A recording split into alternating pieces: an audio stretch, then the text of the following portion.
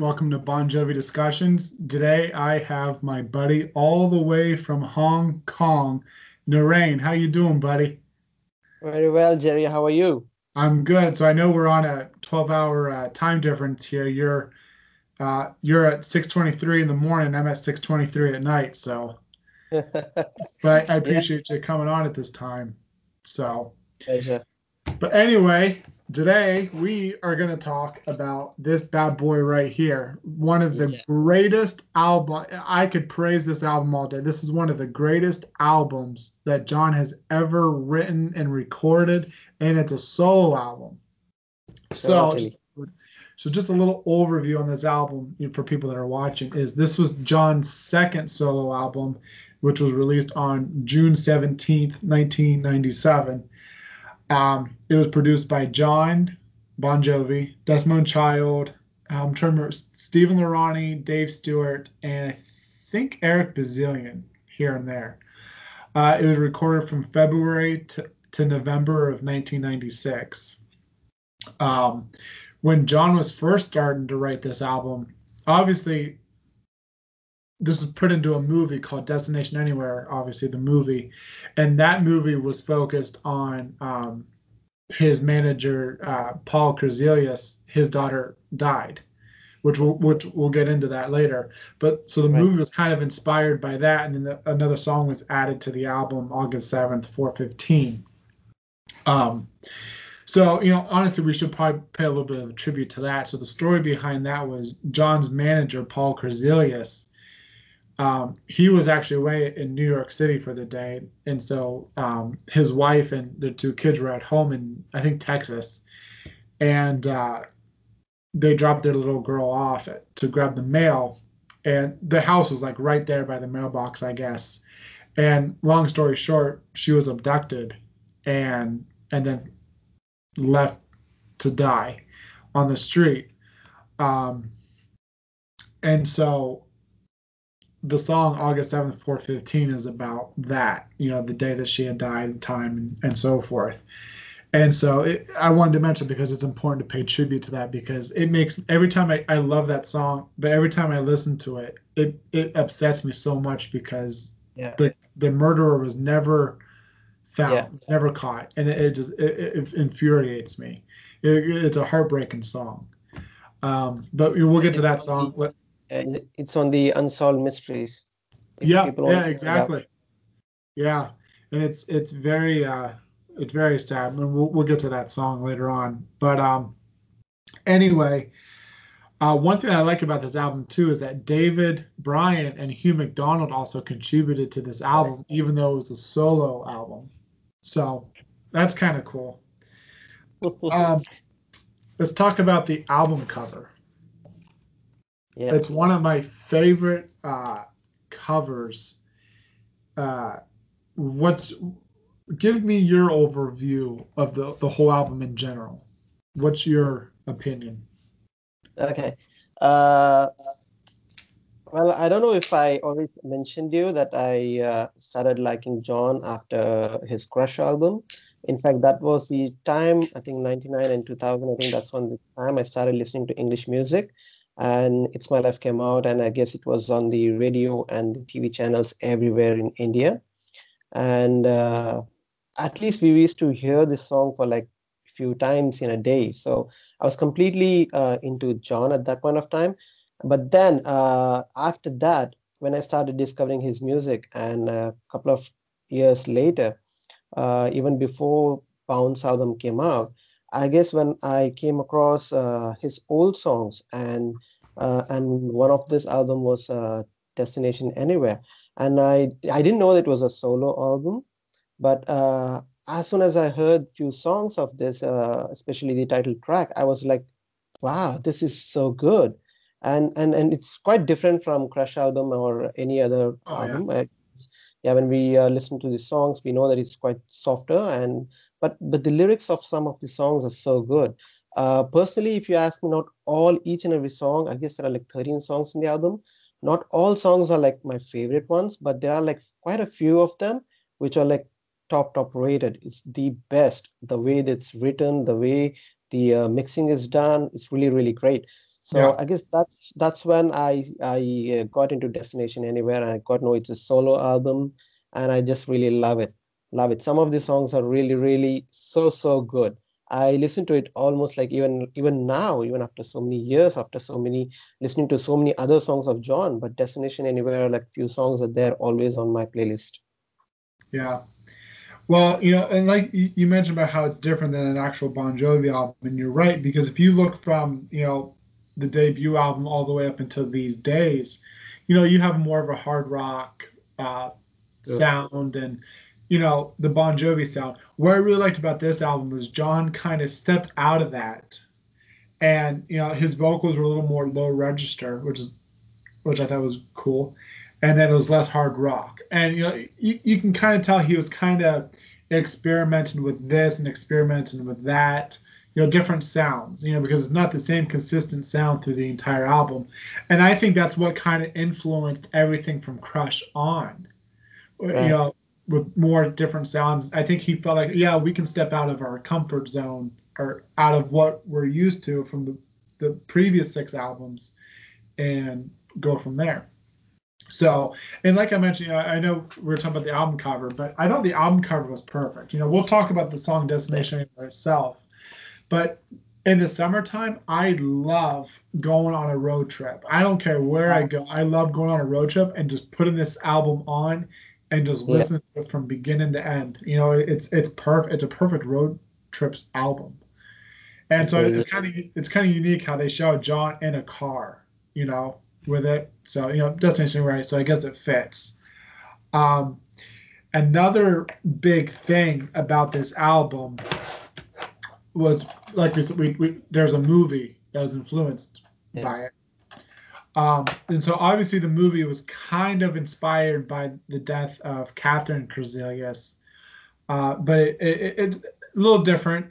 But it's about husband and wife John and Demi Moore, who lose their child to a hit and run accident, and they kind of become separated, and he's battling a gambling problem. He owes money to people, and then Demi Moore, she's an alcoholic, and so throughout the movie you see them separated, but trying to make things work and trying to get being happy to where they used to be before the death of their child. And essentially, the movie becomes where some random baby gets dumped in a dumpster, and Demi Moore, who works at a hospital, rescues that baby, kidnaps the baby, and that's when John and Demi Moore realize they need each other. And so that's essentially what the movie's about. And it's so good to see some of these songs incorporated into the movie because it gives you a different sense. And we'll get into the songs. It gives the songs a little more of a sense of what they're about, and gives a little more meaning to it, if that makes sense. It fits so well in the movie. Right. And what did you think of the movie? Well, okay. I mean, the whole story was like okay, but I did like John's acting. In fact, after I saw the movie, I thought he might be doing more of the acting, right? He just did a few of them, but I was like, why doesn't he explore more into these? Maybe get into Hollywood and do a lot of movies. But I guess that didn't happen. But yeah, but it was okay. The movie's all right. Yeah, I agree with you. What I really like about this album too is that besides, with Young Guns, the Blaze of Glory album, that was a soundtrack for a movie.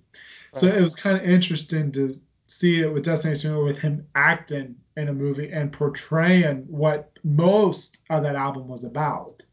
So, and then another thing too about this album was the tour. With the Blaze of Glory, he didn't do any tour, and I'm assuming because he was so drained from, touring from '83 to '90, that there was no sense of doing a tour for Blaze of Glory. So he did a more of a small tour for Destination Anywhere. And then this was also the introduction to when Everett Bradley and Bobby Bandiera, who we know has played with the band later on in the years, they're introduced to John mainly from this era. Mm-hmm. So it was kind of cool to see them play with him back then. I don't know if you watch any YouTube performances of this tour. But one of the best shows that I have to make a statement about here is the London '97 show. It's unfreaking believable. And so that whole tour was good. Have you ever watched the VH1 barbecue series from No, 97 to but 98? no, but I have watched a couple of videos on YouTube of the London tour. Yeah. What did you think of the London? Well, it's good. I mean, in fact, I was just thinking whether these guys never played this on tour, but recently when I found out and I was just watching a couple of them, it was really, really nice to hear them. And he sounds so good, right? Because now, if they want to do it, I don't know if they were with the band when they did that. Like the Bon Jovi band? Yeah. No, they've never done any songs from this album together, as far as I know, and I'm 99.9% sure that they never did. Not Uh, even David, right? what's that? Not even David. David wasn't there. No. But so pretty much the only times we've ever seen these songs live was the Destination Anywhere tour, which is a very small tour. He went to here, there, and then Runaway Trips. Sometimes he'll do Every Word or It's Just Me, or I think he's done Destination Anywhere a couple of times. But it's definitely an album that I'd love to see in its entirety. Even if it was like a Runaway Trip, I'd love to see this played from beginning to end. But anyway, how about we start getting into the tracks? Right? You Yeah, like that idea? yeah, All yeah. right. So the first track on this album is "Queen of New Orleans." This was the second single. It was released on August 25th, 1997, and it was written by John Bon Jovi and Dave Stewart. And I think this was the perfect song to open the album Start because with, yeah. because when I was a young boy and I was just becoming a fan, I was able to get an album here and there. And this was probably like the fifth or sixth album that I got. And I remember Queen of New Orleans is actually my first favorite when I first got this album because I love that the intro, that heavy guitar. Yeah, right, It right. it has a unique sound to it. And I think this is probably the heaviest song on the album. Yeah, Would you agree with that? yeah. I do agree with that. Yes, it is. It's so well. It starts off with so low guitar tune, and all of a sudden it goes G G. Yeah. Yeah, And the way John's vocals is too, in the verses and stuff, it's kind of like I don't know my music video or music equipment, but like how he's kind of like a little far back, like in the Wanted Dead or Alive, This Stuff Feels Right version, how his voice is in that. It's kind of similar in this song. right. Um, but what's your overall take of like? What do you really like about the song? It's very catchy, and I like the way they have mixed the song. If you really listen to it in a very good sound system or a good headphone, you get to pick that all minute songs at the back end and how well they have mixed it. Yeah, but the whole tune of New Orleans dancing with the Queen of New Orleans, that is very, very catchy. Yeah. Ooh, and I like the ooh sha la la dancing in Yes, the yes, streets of New yeah. Orleans. There's a couple of songs at least they've used that particular tune where like they use it shalala, that kind of a background tune, which when they use it, it becomes catchy right there. Yeah, And even if you do not remember the song, even the song name, but at least that particular tune would resonate in your mind. yeah, exactly. And one thing you mentioned about the sha la la thing. It's one thing I want to mention too is like I love how he had female backup vocalists on this album. Yeah. And then the sha la la kind of made it in a few different songs here, which we'll talk about. One thing I like how this song was interpreted in the movie was it's kind of like in the beginning of the movie. It's like 20 minutes in, like when he reunites with Janie and they get into a fight, and so he's like, F this, I'm not coming back right now. Right. And so he goes out for a night with partying and drinking, and he obviously dances with a stripper, and then he passes out drunk at night in the middle of the street. Um, So, and that's another thing too about this song is the meaning behind it. I can't get a full grasp of what this song is genuinely about. After seeing the movie, the only thing I could come up with is just it's admiration of a beautiful woman and being lucky to score, and kind of like a one night stand, like you get the opportunity to be with this like the hottest woman, and I could be wrong about what the song is about, but that's my take on what it's about. What do you think it's about? Yeah, very, very similar to it. But you would never know when the song is written by John. He might be thinking many, many different things, and he just put everything. Yeah, and the way we perceive it, the songs, even not only this album or any other songs which is written by John, we think it in a different way. It just reaches each person in a different way. But Yeah, John may be thinking 100 different things when writing it. exactly. Yeah. What's your favorite lyric in the song? Do you have one?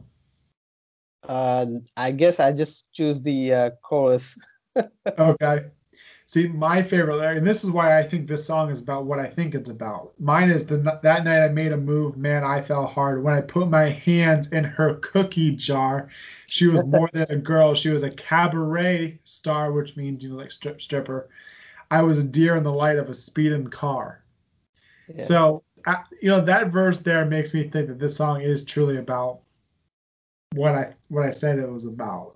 But I like the line. I think it's funny. Like when I put my hands in her cookie jar, she was more than a girl. She was a cabaret star. I don't know. I love that part. Makes me Yeah. feel like a pervert for saying that, but I do. I like that part. It's the guy in me, I guess. Yeah. Let's go to the next one. Janie, don't take your love to town, which was the Yeah. third single released. I can't remember the month. I'd like to say April or May, but I could be wrong. But it was released in 1997. It was written just by John.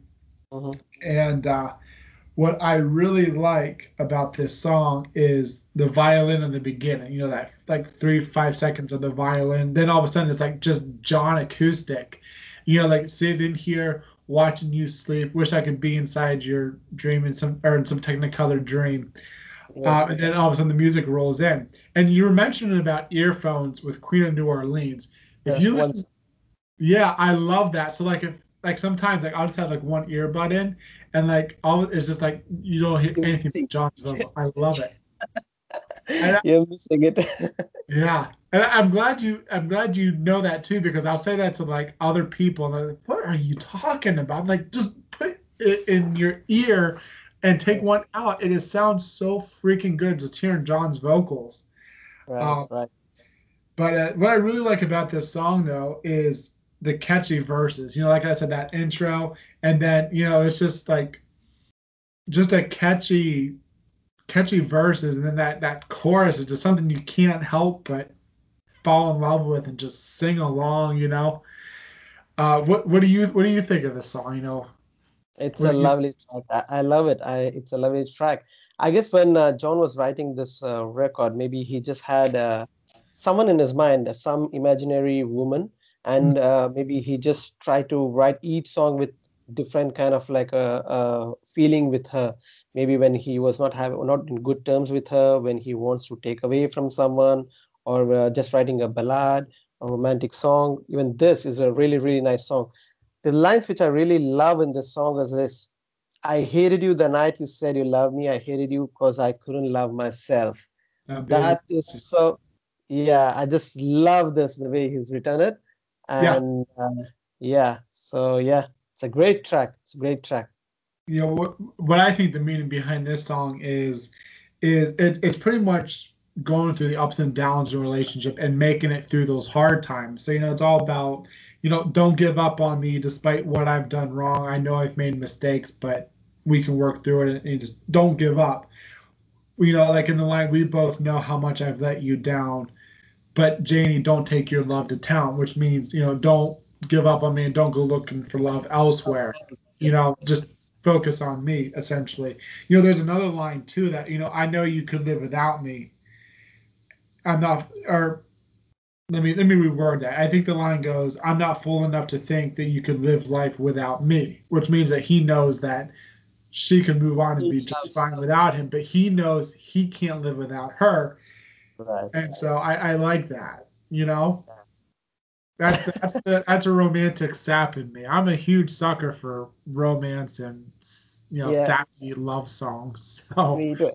And you know, this record is one of my favorite. One of the reason is because some of the lines are so touchy, and you really connect to them because you can keep yourself in John's writings, and you can yeah, see, well, this is something which I would tell my girl or my wife. The same thing. If when there's an issue or if there's something which you want to tell her and you want to try to explain it to her, maybe yeah, the time you try to catch these lines.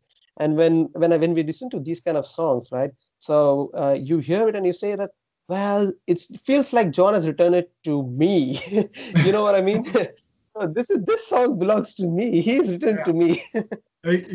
What's funny is I'm engaged. I'm getting married here this summer. Sometimes I've used John's lines to get me out of trouble. Uh, It works all the works. time. Works all the time. Works all the It time. works. What did you think of the music video for this song? Would you? I love. Um, well, music video is quite all right. The reason why I say that because I really did not like his hairdo in the whole Oh, era. Yeah. I as a straight guy, I like it. I mean, Okay. I wasn't my focus though. But hey, Okay. I don't know. Because I It's funny that you brought that up because it kind of resembles the 2008 Lost Highway tour hairdo that mm, he had. It's kind of like he went back to that 10 years later. So, right. but Yeah. I thought the music video was kind of cool. It gave that movie feel. Like John in a theater, and then you see on the big screen behind him, um, of the actual Destination Anywhere movie. So that was pretty cool. Popcorn pops up. Yeah, and so Yeah. and then I Fun. know you mentioned your favorite lyric. Mine is when you want to kiss, I take a bite. Let your heart call up the cops. Read me my rights. Yeah. I love that. I love that. That's like saying I'm guilty of loving you, and I'm gonna take as much love from you as I can, and you Yeah. know I love you so much it's a crime, I guess, in a way. So. Let's go to the next track, Midnight and Chelsea. And this was the very first single released on June 1st, 1997. It was written by John and Dave Stewart. I'll be honest with you, when I was young growing up with this album, this was probably my least favorite on the album. Mhm. But as I've gone older, I've learned to love it. So I love it now. I think it's a great song. But when I was a kid, I really couldn't get into it. Mhm. One thing I really do love about this song though is the sha la la in the background. You Right. know, Right. uh, Right. so um, and what I like how he sings in the verses too. Right. I mean, it's just two words, Sha and La, and they've used it so well and blended it so well. Yeah, there's Like I mentioned on the other song, right? It's the same way in this song. You listen to it for the first time, you might not know the song name, but this tune would still remain, and you can keep humming that particular tune all the way. yeah, exactly. Um, and I think this was written when he wasn't. This is one of the earlier songs that he had written too for this album because I think he was in London filming The Leading Man, which I think was his second film that So, he acted in, and he was writing this in London. Um, and so the whole I think the whole meaning behind this song is about the London neighborhood, because like he uses the term Sloane Ranger. That's a London term, which means middle to upper class. Um, and then he uses terms like the Sun, which I think is a newspaper over there, and a big red bus. I don't know the meaning behind a big red bus, but now that someone's going to correct me on that. So that's why I think it's all about that, and it's about seeing other lives, social statuses from all over, kids, gothic girls, the drunk old man, Sloane Ranger, lovers, that's all interpreted in that song. And so I think it's predominantly about social status and how all those social statuses come in one community. All right. You know, I don't know what, and I could be totally, I don't think I'm wrong, but I just don't know where Midnight in Chelsea comes in. You know, like I that could be like community at night. You know, like this is what night looks like. You know, I know my guesses are far fetched. You know, this is the song is a little hard to interpret, but that's how I partake it. You know, what do you think? Uh, I think this track is also not on top of the list. Of course, I mean each and every track in this album, I would not skip it. If I start from the beginning, I would not skip it. But not on the one of the top most famous songs for me. But the tune, what it's there, the Shalalalala, which is there. This song kind of like a groan to me. It's not really that catchy in the initial stage, except for that particular tune. But later, as and when you keep hearing it and it comes in the middle of the song, when you start from the beginning of the record, this actually fits very well, and this tune is just so good. And Yeah, when you, yeah, yeah, that's it. yeah, I completely agree with you. And it's funny because this is like one of those fan favorites from this album, and like you said, I could pick a lot of other favorites over this one. Not that I don't like this song, it's okay. Right. So, One thing I do like about this song too is where I kind of think it ties into social status. Like he sees, like if you're not like if you feel like you feel down about yourself that you could have done more. You look at people around you, and like for example, like the homeless man reference in the song, or what have you. You know that there's people who are worse off, and so when he says, "I'm the man I want to be," which I that's my favorite, one of my favorite lines of the song. It's actually my favorite lyric. It shows that he's comfortable who he is. You know, mhm, um, right, and the music video is really cool too. It's actually filmed in Manhattan, uh, in the Hotel Chelsea, and then he's walking the streets, and it kind of ties in what I was saying about the song. What the meaning of the song is, he's seeing society as it is. Like the love making in the window, the lovers, or the homeless man, or the hookers, and so forth. right, right. So, So um, they shot the video in Chelsea. yeah, in Manhattan it was filmed, and I Okay. think that there's a hotel there called Hotel Chelsea. So Okay. yeah, so it's kind of unique how he tied London in with. I don't know if there's anything to deal with Chelsea and London. I had to research that, but it's nice how he kind of tied both of those cities together. Right. Do you have a favorite lyric of the song? Not really. No. Like Okay. you mentioned, the last line, "I'm the man I want to be." Yeah. Okay. Yeah, that's cool. You and me are alike. Let's go to the next one. Ugly, which is the fourth single released on April 6th, 1998. So this is kind of the end of the promotion of the album. It was written by John and Eric Bazillion. Um, what I like about this song is Desmond Child, who's written with John before, and he's also helped produce this album. He plays tuba on this song, which I thought was pretty cool. Right, Uh, right. Right.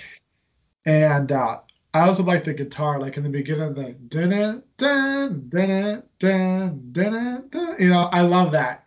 Yeah, You know, and this also when we're talking about the mixing, right? It resonates in one headphone and the other one it doesn't come. That's really nice, very well done in the song. oh yeah, I'm glad you brought that up. Yeah, you're right. And this one of those songs is a prime example of John trying different sounds because you don't hear that guitar sound or that type of song Sure, in sure. any of the band's work. So it was kind of cool. Obviously the whole meaning of this song is wishing that someone could see themselves as wishing they could see how beautiful they are in your eyes. you Right, know right. even like and it's always about like how sometimes we all feel down, we all face the same problems, and you might feel down and feel so ugly, but I still think you're beautiful, you Yeah, know yeah. despite what you're going through. It's an interesting concept, you know. Um, Yeah. my favorite. And so, yeah, go on. No, you go ahead.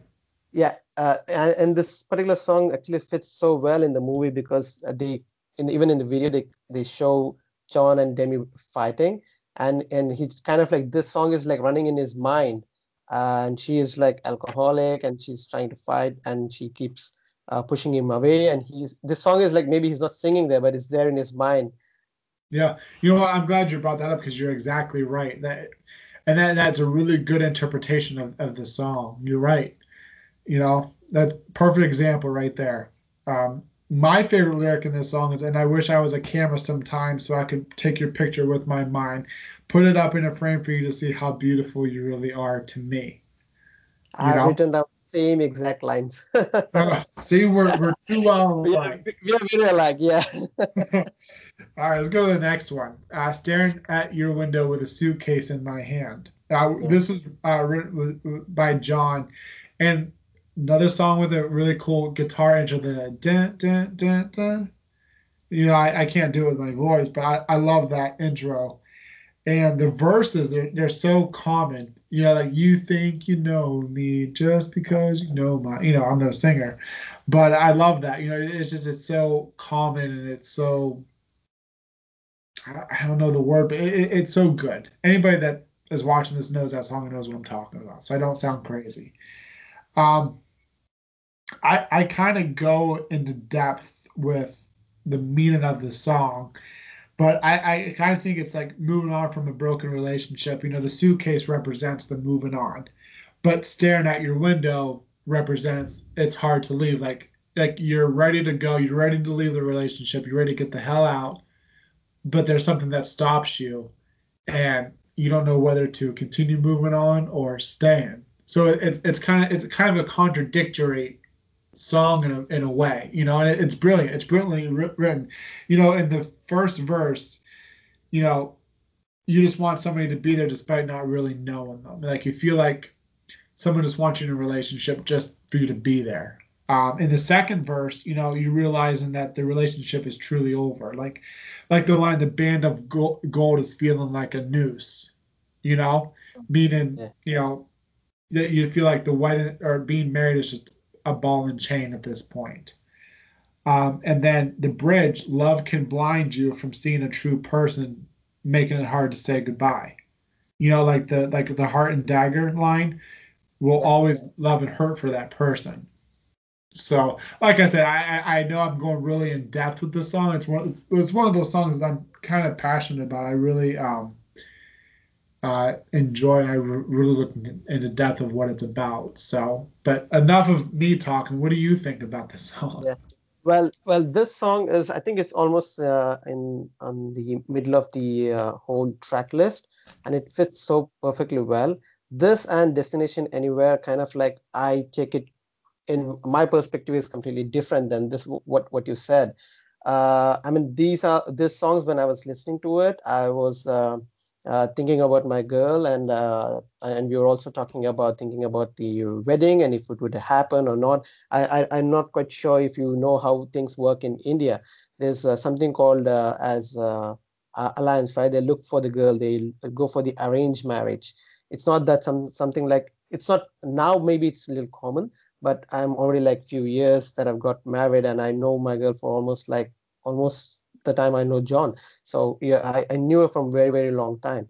So when I was listening to this song, I was almost thinking that, and I'm gonna say the similar things when I'm talking about Destination Anywhere as well. I was thinking about my girl and I was just thinking maybe you should just not listen to your parents. I'm just waiting outside with the suitcase ready and we just go away, we just leave everybody and just go away. So my view was that, and it was very, Yeah, very personal, very, very touching for me when I was listening to it, and the whole music as well.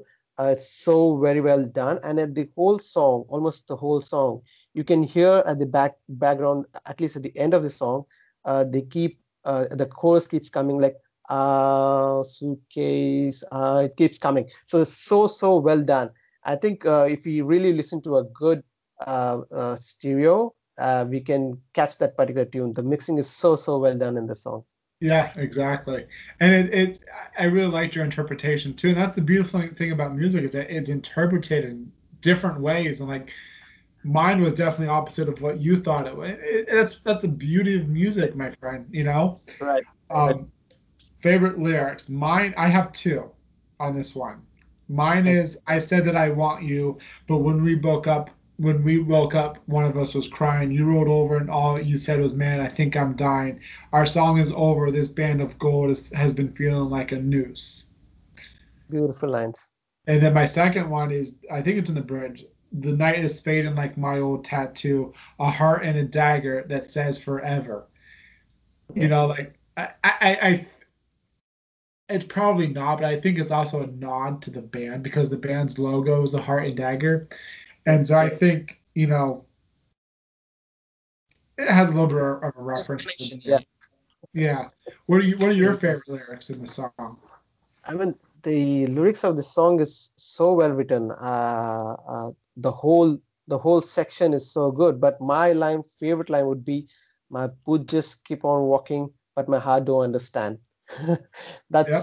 so well. You can actually interpret in so many different ways, right? Yeah. When I said about my story about this song, uh, what I was about to do or what I'm thinking might be still wrong or incorrect to be done, but still my heart don't understand. It just wants you to take away, right? Something Yep, like that. And exactly. yeah, Yep, yeah, exactly.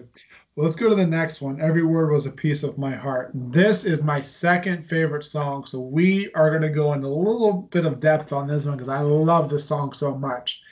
It was written by John. I always thought that this should have been a single. I think it would have been a massive hit as a single because this is obviously a fan favorite, a diehard fan favorite. yeah. So I think it would have been very successful as a single. We'll start off with the intro. I love the intro. Like it's just John singing. I've been staring.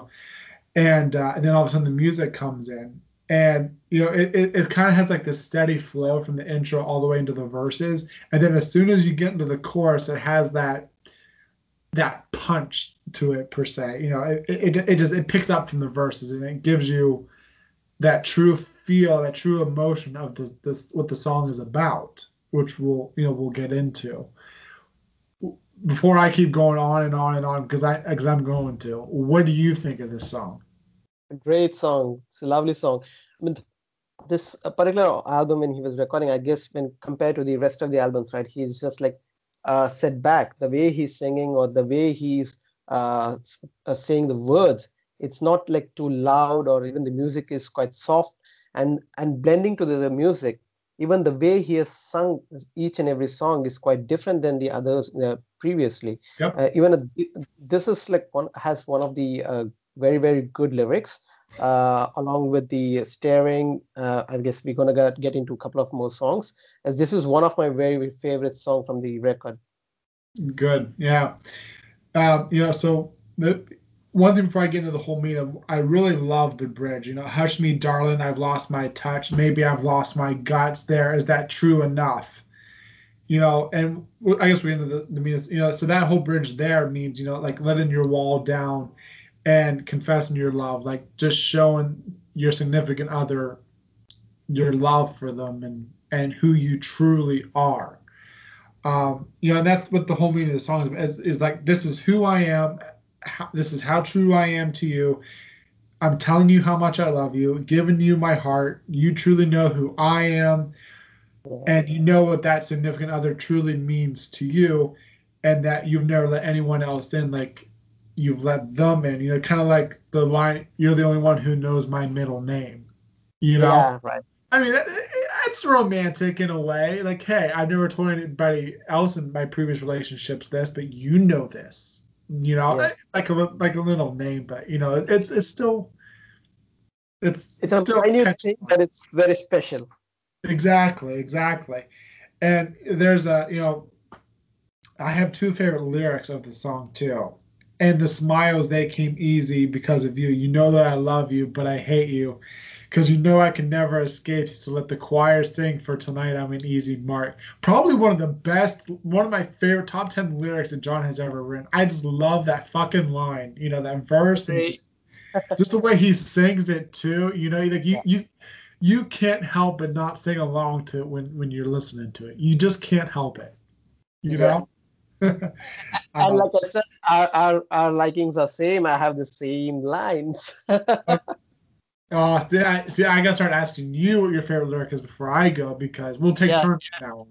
All right, all right. But my lines I have written as you been the blood in my veins, the one who knows my middle name, Yep, and the smiles he came cause of you. You know the way he sings this line, the and the smiles they came easy, and he pauses and he says, "Cause of you." That is so so well. That is so exactly. so well sung, and also, you know that I love you, but I hate you because I know I can never escape you.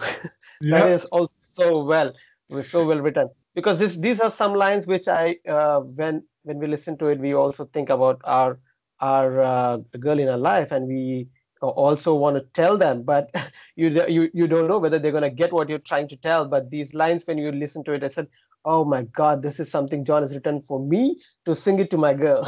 Yeah, exactly. And and you say you know that I love you, but I hate you because I know I can never escape you. That's what I love about it because this song is all about confessing your undying love for your significant other.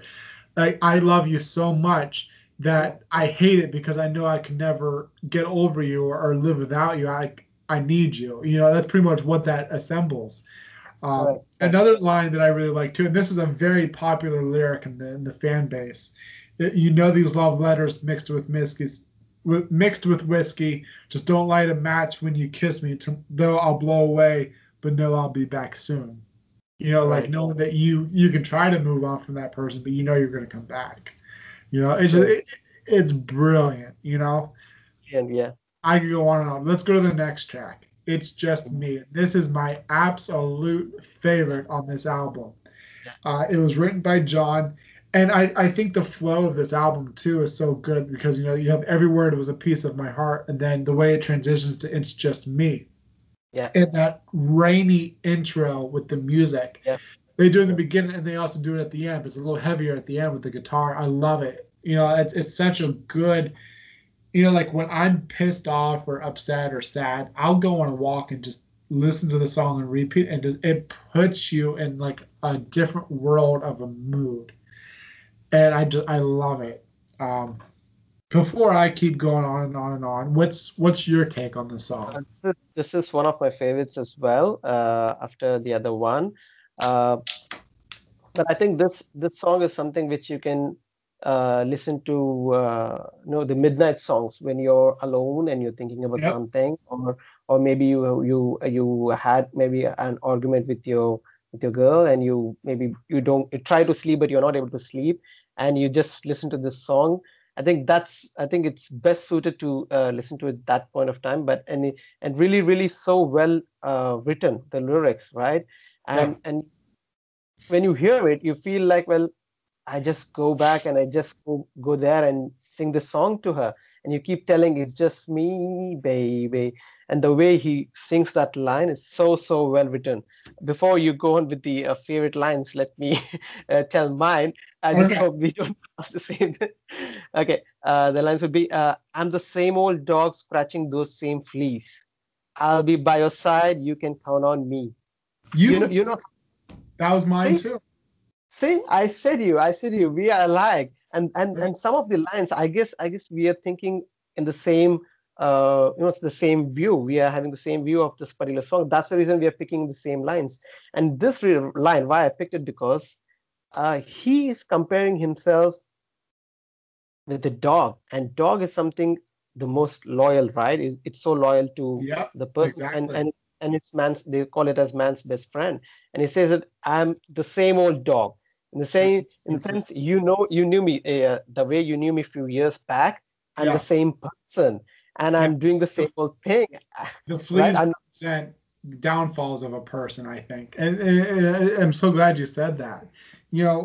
This whole song is about, it's like I said, the sequel to Every Word Was a Piece of My Heart. It's the same flow, and it's all about undying love and saying you need me as much as I need you, essentially. Like in the movie, when they play this song, John as he's walking in the movie, he's playing all these flashbacks with Janie, good and bad. Mhm. And it just shows that Janie needs him in order to get through this and getting through the Right. loss of their child and stuff. And, you know, it, in a way, like I will drive you home. Hmm. It's kind of like that, like I'm always going to be here. People will come and go, but I'll always be standing here. And like in the first verse, I love how he sings about looking back at memories. Like the hole in the shoe that you don't use, or the Bugowski poems. Yeah. Or the faded rose that's all dried out. I love those lines. You Yeah. know, Yeah. And I think this song as well, when I was I heard it in the beginning stage, and I was thinking about my girl, like the other song when we were talking about alliance, and my girl might be got married to someone else, and her parents were already looking for another guy.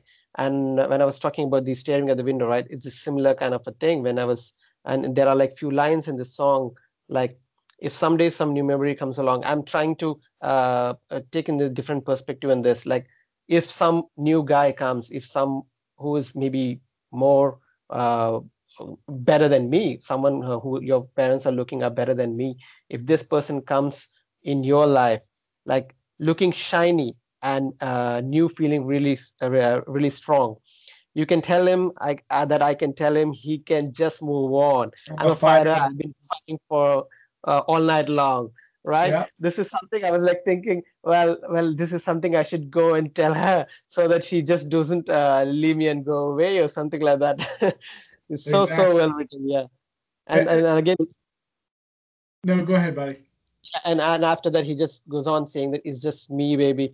And the whole song also ends with a very very nice guitar solo, which Yep. is really really well done. And this particular album as well has quite a lot of guitar solos, maybe in the three-fourth of the song, or at the end of the song, or maybe in the beginning. There are quite a lot of guitar solos, and this as well has a very very nice guitar solo at the end. Yeah, I agree with you. And like I, 2 points here. I want to go back to, and if someday some new memory comes along, I want to elaborate. That's what I meant by "I Would Drive You Home," because that song is about longevity, whether it's about him in the band or him in a relationship. It's all about longevity. No matter what comes and goes, I'm gonna always be here. And then we Mhm. talk about the outro when we're talking about how he was trying to find like different techniques, different sounds and styles of songs. He was very explorative with his album. This is one of those examples, because you don't get many songs where they're doing outros like this. Yes, So yes. like the whole song, it puts you into a mood, and then by the end of the song, you don't want this song to end, and it's kind of a good way to end the song. Absolutely. Yeah. That's why you put it on repeat. But let's go to the next song, which is "Destination Anywhere," which was written by John, and this is such a great road trip song. Yeah. Obviously the whole meaning about this is I don't care where we go, let's just escape you and me, and let's escape life. Let's start a new life, because like obviously in the first verse, it's me parked outside your house, and Yeah. she's sleeping with some other man, but he wants her to escape with him and get out of town, and just get out of here, don't care what anybody has to say. And so it's romantic in a way, like come with me, let's get the hell out of here. Who cares? Um, what's your take on the song before we go in This deeper? this I think this song is the reason why I connected to this whole album. This was the first song which I heard from the whole album, and this was like, and the lines which is written are like, I mean, basically when this album I came out, and in the sense I started to listen to these songs, I had certain feelings, and I was going through certain things, and I was thinking about few things, and one of the main thing was about my girl, and a lot of things were happening, and maybe we were thinking that it might not work and stuff, and maybe her parents would not allow and stuff. And that's when I hear this song, kind of like pushes you, kind of like gives you the energy to take one step ahead, and elevates you and tells you, well, you can do it. You can just take her away, just drive away, right? And also, like, quite a lot of my friends also used to say that, oh man, you both are not going to get married. It's going to be an issue. It's better that you take a car, just take her away. You're adults now, you can do it. And at the same time, as this song came out, and I was listening to it, and I was thinking the same way, like, hey baby, it's me parked outside your house. I know that he's asleep, and I'm reading as he's asleep. I'm interpreting it as in her family, and I read it like, I know that they're sleeping, and you just come away with me, and we just drive, right? I'm tired of living just in your dreams. I'm getting out. These are the lines which is like giving you the energy to, like, Yep. just confide, just be open, and just go there and do your stuff, right? Yeah, exactly. And you know what else I really love about this song is in the second verse when he sings, "Come on," the way he holds his note on. I love the Yeah, way I mean, that just gives you that the punch of the song. correct, And correct. my favorite lyric is, "When these wheels spin, baby, they can all eat our dust. As far as I'm concerned, this whole town lost its nuts. We won't be here when they put us down. It's our big chance. I'm calling you now. They'll never let us go unless we try. I'm tired of living just to die. We're getting out of here, destination anywhere." I know I went on and on, but I love that because it's perfectly what it's about. It's about getting out from the same old life and just starting a new life. Getting out of here. Sure, You don't care where you just want to get the hell out. And that's true. what's your favorite line? Or was the one I you guess mentioned earlier? yeah. The beginning one, the hey baby, it's me parked outside your house. I know that they were asleep. So listen to me now, darling. I'm tired of living just in your dreams. I'm getting out. You know me, we both sold our souls, so we're just growing old in the sleepy dead end town. And the whole chorus. And at the end of the song, the way he sings that, we'll just disappear, chase the sun, come on, come on, and come on. And the Yeah, way he says come on is just like come on, and it little low voice again, come on, again, come on. So that's so well done. yeah, I love that too. Yeah. Let's go to the next track. "Learning Yeah. How to Fall," which was written by John. Mhm. And there's a lot of good things about this song. We'll go to the meaning first. Obviously, this song is about learning from your mistakes and learning to lose. And you know, it's like the one line in "Just Older" from Crush. How's it go? You can't win until you're not afraid to lose, essentially. And so, in this song, you're learning to lose, but you're learning to overcome it and going for what you want. Winner takes all, Yeah. essentially. Like that phrase, down 9 times, getting up 10. Mm. And what I really like about this song is John on in the chorus when John singing lead, obviously, but then you also have his back vocals, learning how to fall in the back Yeah. vocals. I love that. And we also see the harmonica in this Yeah. song too, which is really cool. But I'll let you talk about this song now. This song I loved mainly because of the harmonica, which is, I guess, it's done by John himself. Do you Yeah. know? What's that? Right? Harmonica, was it done by John himself? I guess so. How many covers? No, the harmonica in the song, Yeah, it's done. John does it himself on this. Yeah, yeah. So that's what I mainly love in the song. The way it's done in the it comes up, and the chorus, which is really so nice.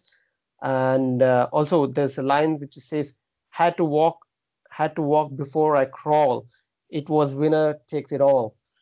So yeah, the lines of the song.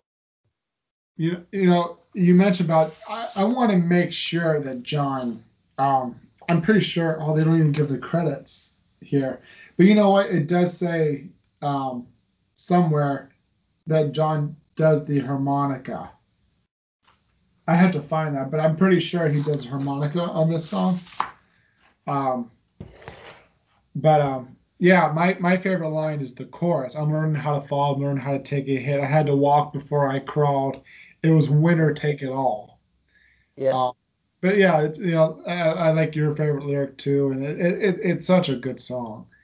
it's Um, such a good song. Yeah, the next one is Naked, which is written by John Marie Hudson and Greg Wells. We're talking about how he explored different sounds. This is a perfect example. This is probably the most different sound, and it has yeah, that funky, it feels like this is like Everett Bradley influence. I love Everett. But if you ever listen to like Everett's solo stuff, which is good stuff, it has that funky groove.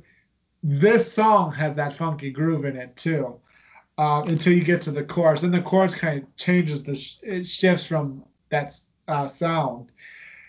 right. This song has kind of a couple different meanings to me. One is sexual exploration. And I think it's also about hiding who you are until you're with your significant other, and you can't hide who you are because they know you for who you are. And so that's what essentially naked means in this song is Mhm. I know there's nothing to cover up from. I know who you truly are. Um, there's like the line, what's you hiding underneath that? Where are you hiding underneath that shirt?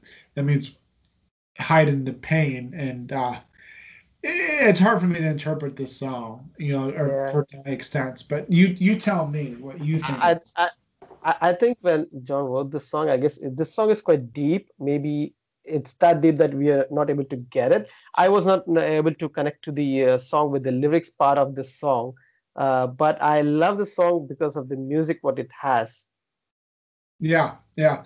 Uh, I want to elaborate a little more on the term naked because people automatically assume, oh, being naked. Like, yeah, no, it's not like I think it's about opening up, letting someone see you as you are, getting back to basics. Like the right. line in the song too. You can't fake it when you're And naked. fake it.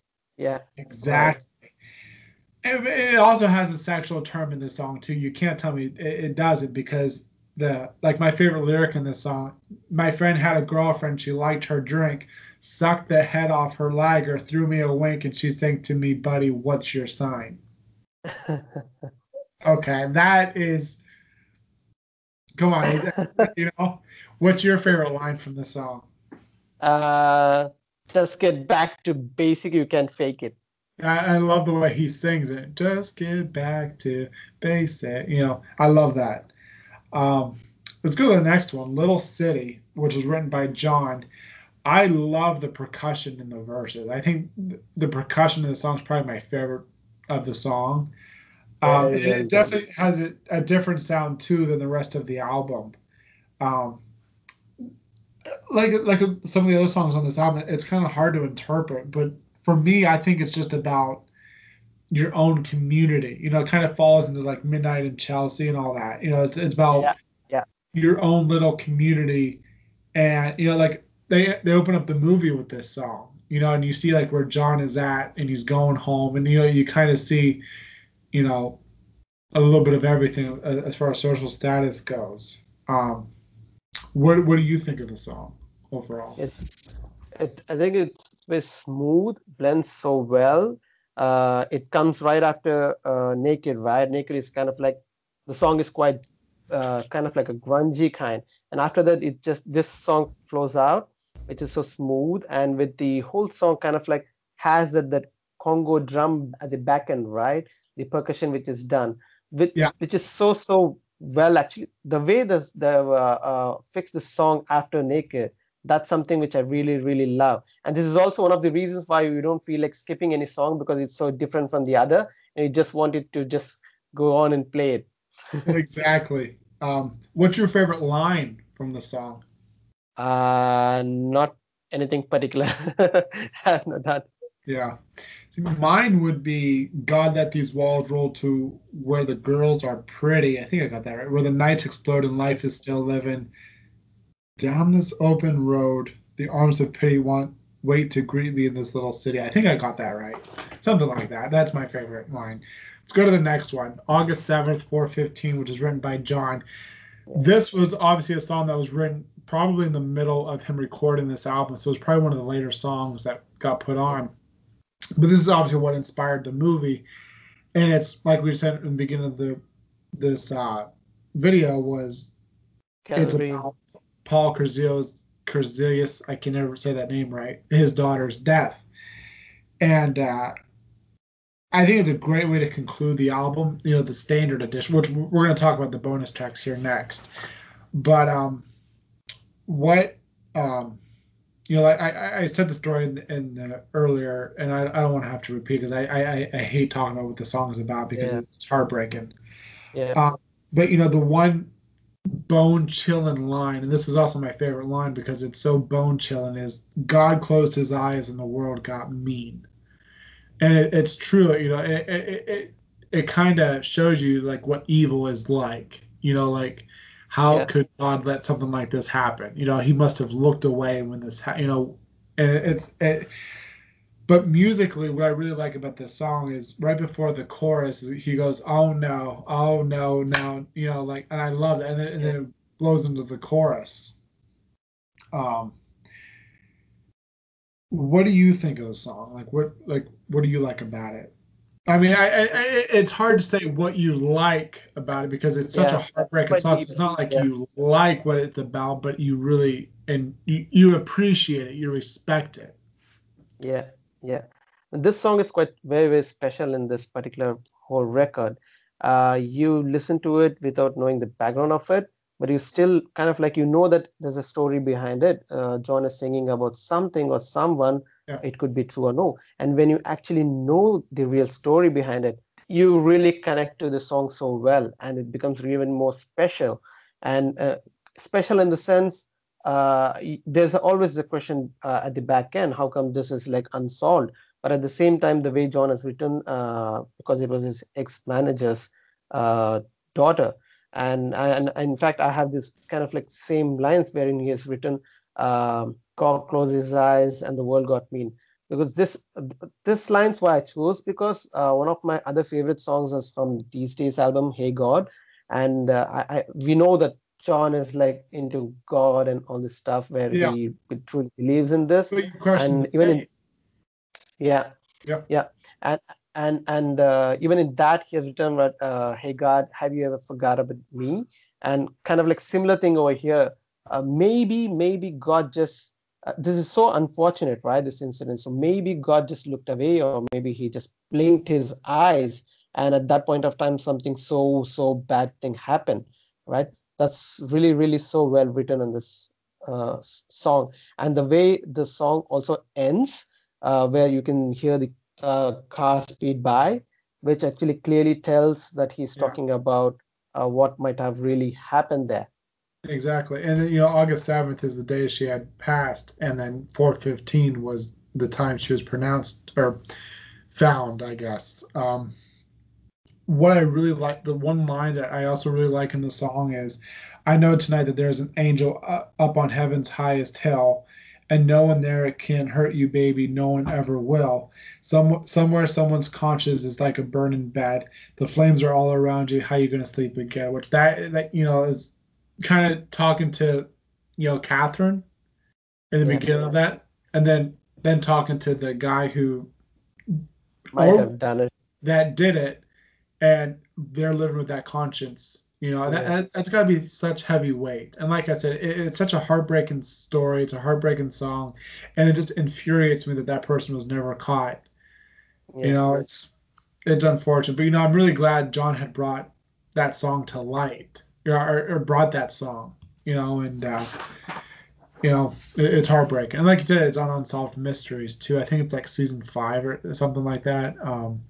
But let's go to the bonus tracks because the bonus tracks are good and we have to talk about the bonus tracks. hmm So obviously the first one is Cold Hard Heart, yeah, which is written by John. I can kind of see why this didn't make the album. It's actually not one of my, I don't mind it, but it's not one of my favorites from the album. I do like the acoustic feel to it though. I hmm think the acoustic feel is really good. And the whole meaning is just being heartbroken and left behind, essentially. You're like, how could you be so heartless? You know, that line, how could you be so heartless? What is it going to take for you to break your cold hard heart? What's it going to take to break your heart? What's your whole take on the song? Uh, Beautifully done. Kind of like slow track. Again, it's a bonus track. Um, the lines are like, "You said you love me. Love to watch me sleep. You put your head down on my chest to hear me breathe."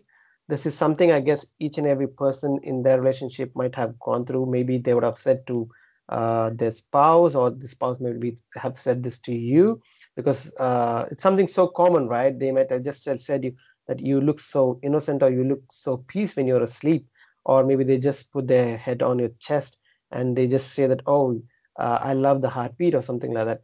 That Yeah. the open lines of this particular song itself is so connecting to each person, especially people who are in relationship. Yeah.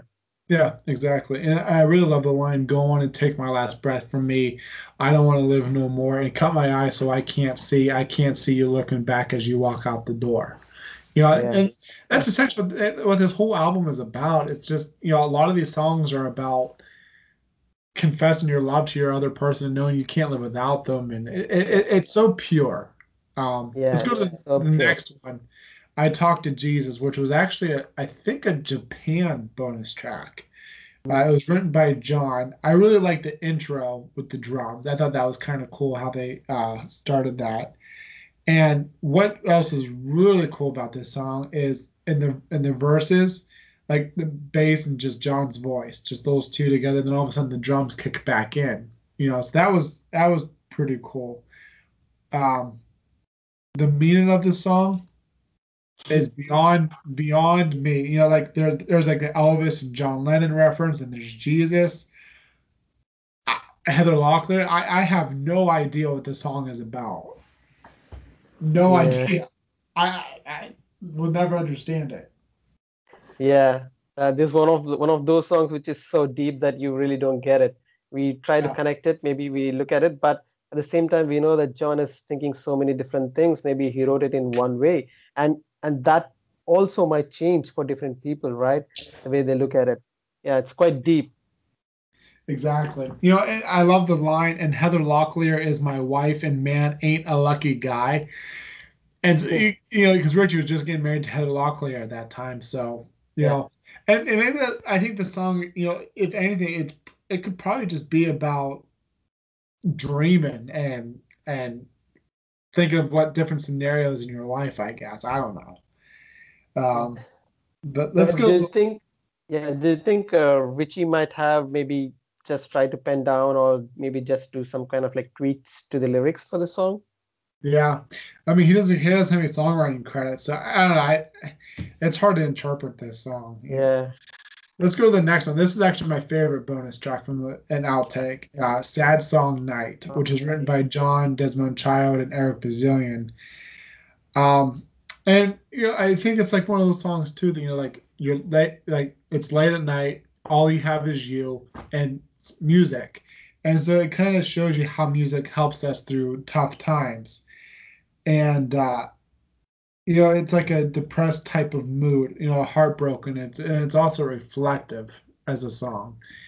Um, and the chorus really stands out for me in this song. I really enjoy the chorus. What do you enjoy about the song? It's been a while that I heard this song, in fact.